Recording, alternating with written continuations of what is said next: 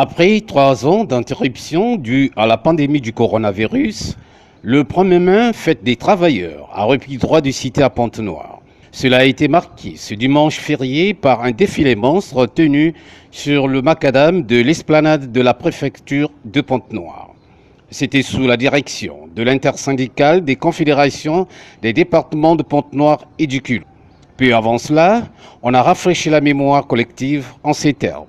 Ce jour nous donne aussi l'occasion de rendre hommage aux femmes et aux hommes qui, pendant ces actions de lutte, sont tombés sous les balles des bourreaux, tout simplement parce qu'ils revendiquaient les meilleures conditions de travail. Martyrs du mouvement social, leur nom reste gravé dans la mémoire collective des travailleurs de toutes les nations.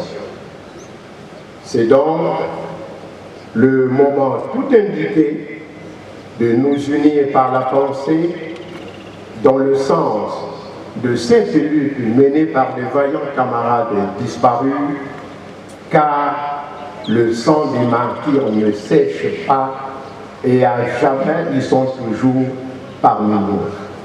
Finalement, c'est sous les airs endiablés de la fanfare des Kimbanguistes que les hostilités du défilé ont été lancées avec le passage de l'effigie du président de la République, Denis Sassou Nguesso.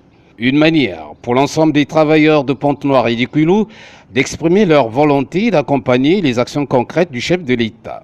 Puis, une trentaine des sociétés publiques et privées, sans oublier la société civile, se sont reliées devant la tribune officielle pour totalement marquer leur adhésion à cette journée souvenir du 1er mai qui fait référence à une grande manifestation sanglante ayant eu lieu à Chicago en 1886.